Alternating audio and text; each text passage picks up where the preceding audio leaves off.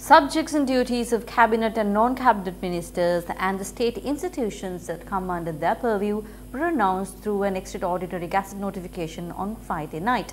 However, various views are being expressed about this within the government and the opposition. It is noteworthy that as per the gazette notification in question, there are no state institutions that come under certain ministerial portfolios. One such ministry is the Ministry of Buddha Sasana and Northwestern Development. Though there are three institutions that come under the Ministry of Buddha Sasana, the subject minister Gamini Jayavikrama Pereira has not been assigned any institutions under the subject of Northwestern Development. Financial allocations are received. This is an open ministry. It has not been approved through a law or an act, therefore it is open. I know how to work and to get the work done, just as how one of the chief ministers did. Meanwhile, Sri Lanka Telecom and Sri Lankan Airlines, which was under the Ministry of Transport, have not been mentioned in this gazette notification. It is so far not under our ministry and we will look into it as it has not been gazetted. I hope that it will be included in a gazette in the future. If not, the President and the Prime Minister will do something in this regard.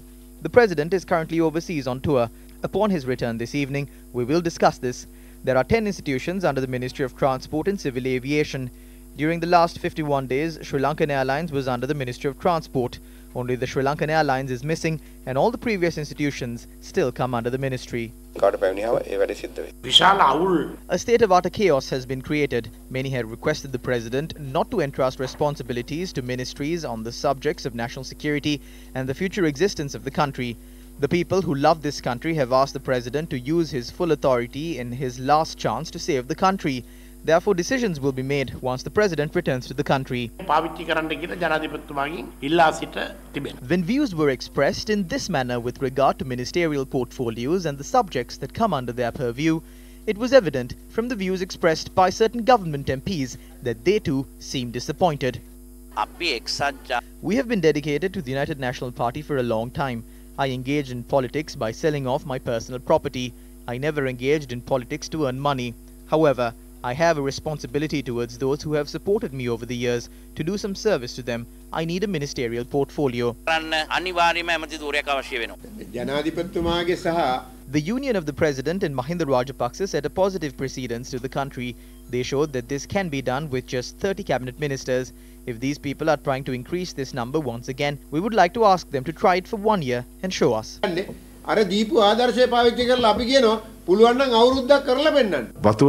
told them that I would accept a ministerial post that would allow me to do some service to the people of the estate sector.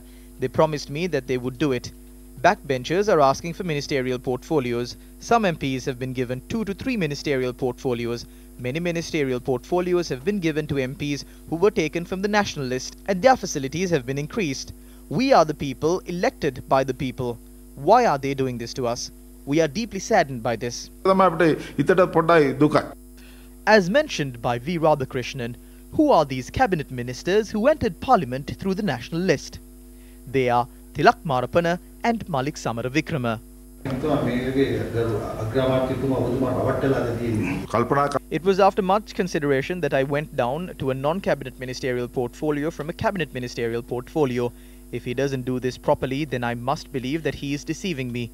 I was promised a promotion and was offered the non-cabinet ministerial portfolio. If they decide to increase the cabinet to more than 30, then the main opposition of the parliament, the joint opposition under the leadership of Mahinda Rajapaksa, will go to courts against it. Meanwhile,